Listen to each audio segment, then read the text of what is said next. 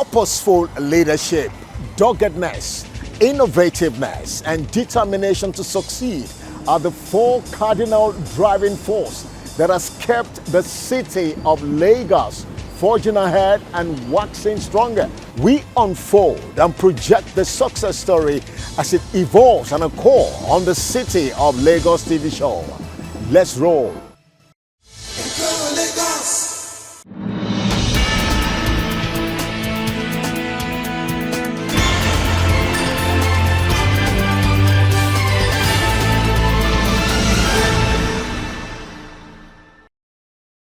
You're still watching the City of Lagos TV show. Welcome to the Commissioners platform where we promote, project and celebrate the giant strides of the commissioners managing each ministry under the Themes Plus agenda of Governor Babajide Sanwo-Olu-led government. Now, considering the cosmopolitan nature of Lagos, the ever-growing huge population, coupled with its multi-ethnic, multi-religious, and multi-diversity, one major policy thrust of this government is to alleviate poverty and empower women, as well as to bring succor to families in Lagos through a multi-dimensional approach. This great responsibility falls under the ambit of the Lagos State Ministry of Women Affairs and Poverty Alleviation, under the able leadership of Mrs. Cecilia Bolaji Dada. Honorable Commissioner, you're welcome to the program. Thank you very much. First, Honorable Commissioner, which of the pillars of the Themes Plus agenda of Governor Babajide Sanwo-Olu does your ministry fall on? And to what extent does your ministry live up to its mandate, vision and mission statement in line with the agenda? For the Themes Plus agenda, my ministry falls on the two pillars. That's the education and technology and making Lagos a 21st century economy. We have 19 skills acquisition centers where vocational training goes on, and that is why we fall under education and technology. And we do a lot of empowerment programs, economic empowerment program for women and youths, and that's how we fall under the Making Lagos a 21st century economy. And then the plus is social inclusion, and that is what my ministry stands for: gender equality and youth empowerment. For us as a ministry, our vision is to be the lead ministry in sustainable poverty eradication and women protection in Lagos State. Our mission is women development and eradication of gender-based violence in Nigeria. So what are the very significant achievements of the ministry, especially in the area of women empowerment and giant strides in the drive to alleviate poverty in Lagos State? Our first responsibility is to eradicate poverty to the barest minimum in Lagos State, and also to protect the welfare of women in Lagos. We have a lot of empowerment programs that we've done in the past, like the Micro Enterprise Support Initiative, where we empower women, artisans, youths on economic empowerment. We give them enabling equipment. Just recently, Mr. Governor graciously approved that 70% of our beneficiaries should be graduates from our 19 Skills Acquisition Center. Recently, we had graduation of about 5,512 graduates from our 19 centers. And last year, we had about 4,619 graduates. So far, we have empowered 23,000 people from our 19 Skills Acquisition Centers. Skills Acquisition Centers are long-term trainings. We also have our short-term trainings that we take from local government to local government. It's different categories of people, from people living with disability to people living with HIV and sickle cell anemia, to faith-based organizations, to wives of military officials and then police, to communities, riverine areas, different groups of people, wives of Lagos State officials, retiring civil servants that are about to retire, so that when they leave the service, they have something to fall back on. We also have fish training for women, fisheries, where about 500 women went through such trainings, and we empowered them to start their own businesses. It might interest you to know that they have actually formed a cooperative now because they're already making money through this fishery business. They smoke and they sell fresh. They have a cooperative already. And also we have our training on our avia farm in Badagry, where we don't just train them, we give them demonstration plots for them to demonstrate what they've learned and cultivate whatever they have for them to be able to start their own farming business. Also, we have a program for not just farmers, but also entrepreneurship training for them to be able to run their businesses. It's one thing to learn a skill, it's another to be able to run a business. So we teach them on various skills, soft skills at short term, and the normal skills at the long term. And after such trainings, we give them entrepreneurship training. And also, we encourage them to export their products.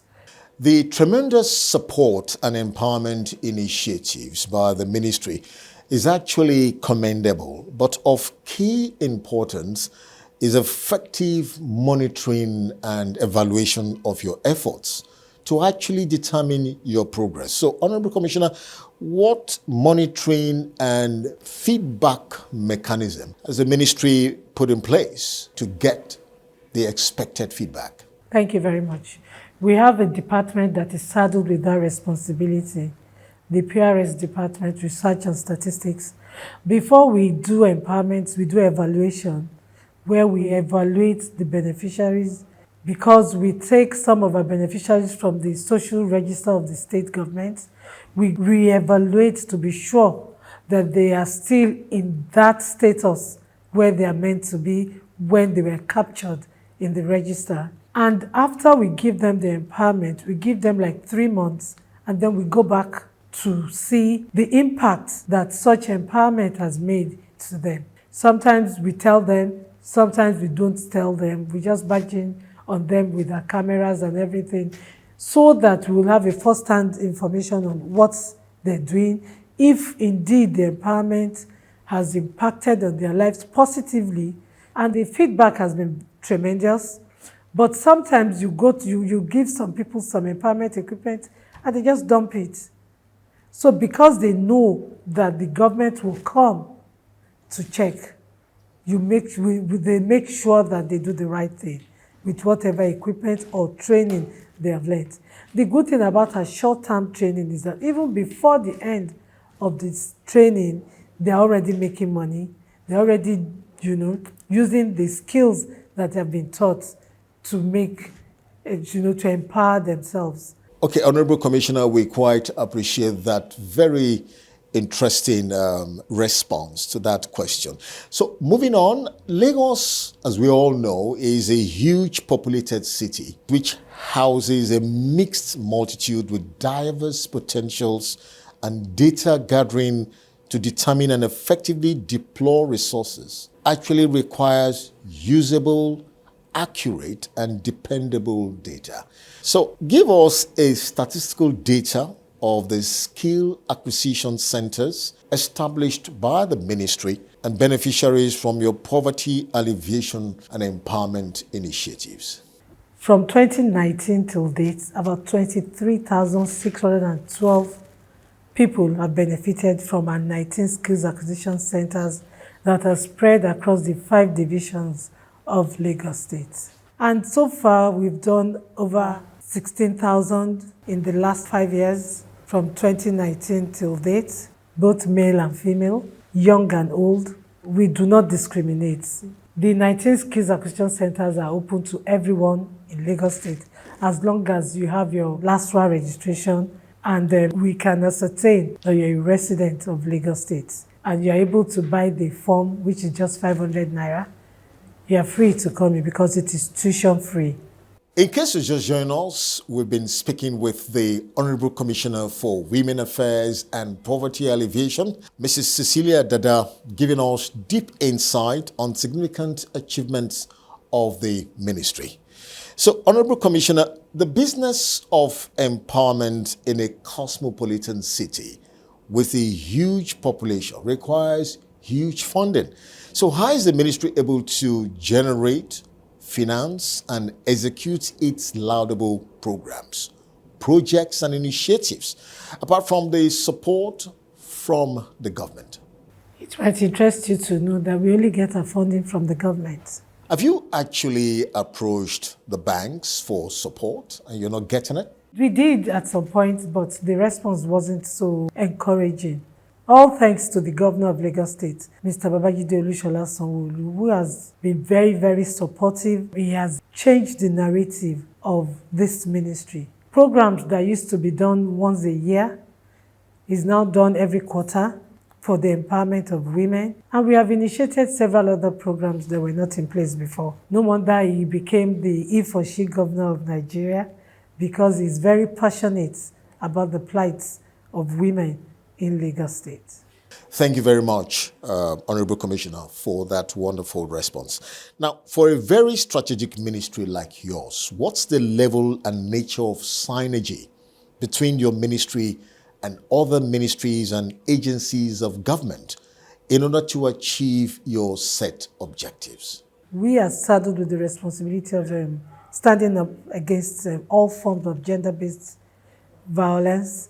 And when we get issues of such and it needs litigation or mediation, we synergize with the Ministry of Justice at times like that. And also, because we try to reduce all forms of violence, we have programs for road transport workers. We collaborate with the Ministry of Transportation in that area. We also have programs for young ladies on menstrual hygiene. With that, we synergize with the Ministry of Education. We go from school to talk to them about menstrual hygiene, and we distribute sanitary towels to them. We have this program called Women Assembly, where different categories of women in the 57 local governments are invited. We go through the Minister of Local Government to reach out to such women. We don't just go to local government and start picking people. We send the letters through the Ministry of Local Government, because that program, Women Assembly, we invite different categories of women in local governments, like wives of traditional rulers, wives of religious leaders, community leaders, women leaders, representatives of disabled. We pick like 25 of such women in all the local governments and they come together. We do that before we prepare our budget for the year. And the reason for that program is for us to interact with them, to know what they need, so that we're not just doing budgets for women in Lagos when we're not reaching the needs of such women. And at one of such programs, we realized that women in Lagos State do not take care of their health. And because of that, for every of our programs in the Ministry of Women Affairs and Poverty Alleviation, we do free medical checks. We invite Lashma to come and speak to our women, and we give them free health insurance as well. Honorable Commissioner, it will be quite appropriate for you to give us an update about the ministry's effort in the area of supervision of women development centers, promotion of arts and crafts produced by women entrepreneurs for the purpose of export and income generating programs for women. Thank you very much. We have only one women development center, which we supervise, and so we treat them like one of our skills acquisition centers. So everything that we do for our skills acquisition centers, we also do for them. Now, we have a program called Creativity and Innovation Day.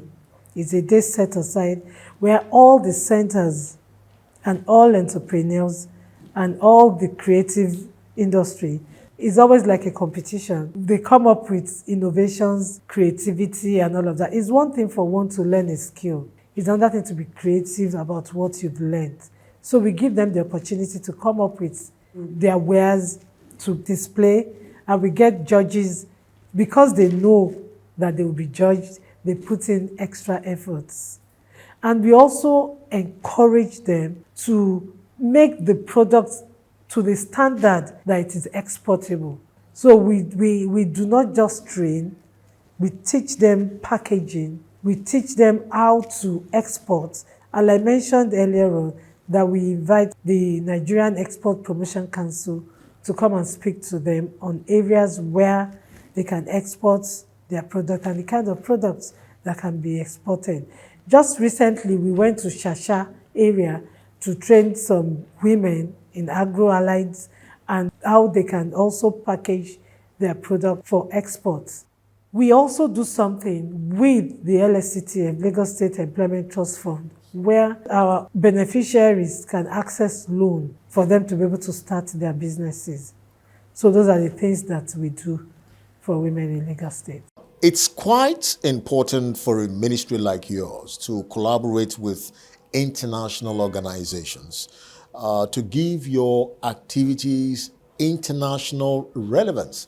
So how successfully has the ministry liaised with international bodies on women programs, as well as the promotion of women cooperative societies? We've had programs with United Nations Women. For example, the 16 days of activism that is always celebrated around every year in November for 16 days, I think from the 10th to the 26th of November every year. We do that in partnership with UN Women. Also, we have partnership, or yes, I can call it partnership with UNFPA on domestic violence programs with our domestic violence department, where we invite different categories of people on sensitization and advocacy, where we talk to them about domestic violence. We realize that boys grow to be men, and it is what they see their fathers do that they tend to grow up to do. So we have programs for men, we have for boys, we have for parents. We also have programs for marriage registrars so that they will be able to counsel couples properly before they get married. So some of these programs we do in collaboration with UNFPA, with UN Women, and USAID. Moving ahead, now considering the Ibile configuration of Lagos, what is the level of impact of the ministry? Identifying needs, promoting economic activities of women in rural areas. Thank you very much. For most of our programs, we do not just stay within the city. We try to identify with the women in the rural areas. For example, the Micro Enterprise Support Initiative at some point wasn't done centrally. We used to go from one rural area to the other. Areas in Ikorodu like Oshogun, Owode, Orile, Ajeromi, we've been to Gbenoje in Alimosho, we've been to Omojua community, Oriokuta, Idiorogbo. I'm sure you've not heard of most of these areas before. You know, in Apapa, we've been to an island called Nanti Village. We've been to Eredo, Agbowa, Ibejuleki. We've been to Igborosu. We try to go to the interiors. There was a time we went to a railway community in Ojo, and it was like they didn't believe that government will remember them. So those are the kind of places that we go to, places that already think that government has forgotten about them, like Mowo in Badagry, like Tokpo, also in Ekpe, in Ikosi-Ejere. So we try to go to the interiors, you know, to make sure that we carry them along. And then when we celebrate the International Day for Rural Women, we do not stay in the city. We identify rural areas, we go there, we celebrate them, we go with food, with drinks, and with money, just for them to know that we've come to celebrate the rural women. So we do not just sit in the cities, we go to the interiors. And some of our schools too. We have a school in Ilashe. Ilashe is an island around Ojo local government. So our empowerment programs are not just for people in the city. We identify the fact that the government must reach out to the most vulnerable women, who are the rural women in Lagos State. Honorable Commissioner, let's look at the area of education. What efforts have the ministry made to provide some level of required education for the skilled artisans and women to actually enable them manage and sustain their petty trades and business concerns efficiently? For all of our schools, we have the adult literacy classes, because there are some people who want to learn a skill but are illiterate. So for the first 6 months, we'll keep them in the adult literacy class, where they will teach them the basic education, how to write their names, how to read and write, and then they can go to whatever vocation that they want to learn. I must also mention this, that immediately after COVID, we realized that a lot of women couldn't continue their businesses because the structure and the strategy of business changed after COVID. People began to buy things online. People began to display their wares online. But these are local women who do not even know what an Android means, what smartphones are. They didn't even know how to display their wares online. They didn't know how to advertise their products online. So we had a training for them. About 500 women were trained, and they were given Android tablets for them to be able to start their businesses. And they were onboarded, on the social media, where people could see their wares, and they were happy because they could continue their businesses, especially the small and medium enterprises. Moving on, madam, how has the ministry creatively integrated food and nutrition into your various schemes to ensure quality health status of women and their families in Lagos State? Thank you very much. We have this program called Oúnjẹ Lọ́rẹ́ Àwọ̀, where we go from local governments to local governments, communities to communities, to distribute food and teach people on balanced diets. It's one thing to eat, it's another to eat proper meals. We find out that a lot of our mothers, probably because of their job and their businesses, they do not feed their children appropriately. So we decided as a ministry to go from communities to communities. We were in Gbobisabe recently. We are going to Badagry to distribute balanced food items, vegetables, eggs, chicken. We give rice, we give beans, we give gari, we give milk, just to make sure that we let people feed their families appropriately. And we don't just go to distribute the food. We go with nutritionists. We go with dietitians who would let people know the proper way to feed their families. We've been to Iba, local government as well, to distribute such food items. Honorable Commissioner, it's been a wonderful time speaking with you, but we need to quickly take this very important question, which is, we have a special group in every society. Of course, this special vulnerable group known as the widows. So what efforts have the ministry made to integrate them into the scheme of things, as well as to bring succor and secure future for widows in Lagos? We're mindful of the fact that we have widows who need the help of government. So because of that, for every of our programs, we give slots to widows. And we have NGOs that are focused on widows. So for every program, we send them slots for their widows to come in. And so far, we have empowered over 20,000 widows in the Ministry of Women Affairs and Poverty Alleviation in Lagos State. So, Honorable Commissioner, I want to thank you for joining us on the Commissioner's platform on the City of Lagos TV show. But on a final note, what's your word of encouragement and assurance to women, youth, and the vulnerable poor in Lagos State? Lagos State has zero tolerance for lazy women. The governor is very passionate about the plights of women. There are several empowerment programs that women can tap into, not just women, even men and youths. The Minister of Women Affairs is gracious to accept everyone that needs help. Every vulnerable person in Lagos State has the right to come into the ministry and get empowered. Don't just sit back in your homes and gossip about Madam A and Madam B. Come to Minister of Women Affairs and Poverty Alleviation, and we will empower you.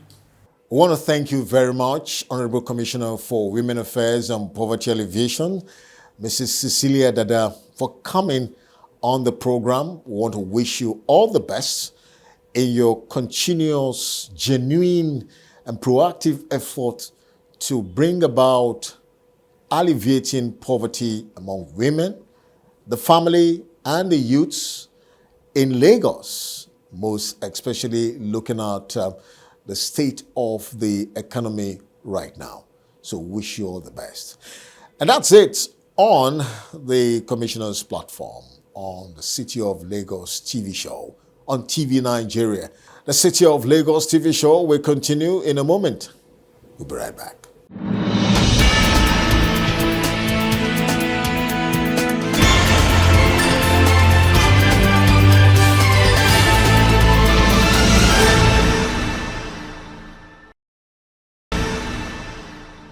Hello, Lagosians. My name is Bolaji Cecilia Dada, the Honorable Commissioner for Women Affairs and Poverty Alleviation, Lagos State.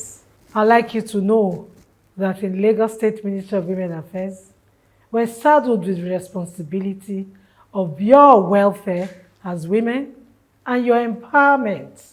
The Governor of Lagos State, Mr. Babajide Olusola Sanwo-Olu, who is very passionate about the plight of women in Lagos State, has approved several empowerment programs for women in Lagos State. We have 19 skills acquisition centers spread across the 5 divisions of Lagos State, free of charge, with about 20 vocations being taught there. Why don't you afford yourself the opportunity to learn a skill free of charge? If you do not want the long-term skills, you can afford the 4-week skills where you'll be trained, you'll be empowered with enabling equipment for you to be able to start your own business. For most of the beneficiaries of that program, before the end of the 4 weeks, they're already making money. You can imagine a woman who learns how to do the makeup and gele, and all she needs to do is to go to event centers from Wednesday, Thursday, Friday, Saturday, Sunday, and makes about 5,000 a day or 10,000 a day. When she ties gele, 1,000 for people, all she needs is to tie for 10 people in a day. And she makes 50,000 in 1 week. That's about 200,000 in a month. Who says that poverty cannot be eradicated in Lagos State? Give yourself that opportunity. Join us in the Ministry of Women Affairs and Poverty Alleviation and be empowered. Mr. Babajide Olusola Sanwo-Olu has given you the opportunity in Lagos State to be empowered. Lagos has zero tolerance for lazy women. Ìgbéga ìpínlẹ̀ Èkó àjùmọ̀ṣe gbogbo wa ni o. The vibrancy and dynamism of the City of Lagos is phenomenal. Get involved, love Lagos, and live Lagos. Thanks for watching. Stay tuned next time. Lagos.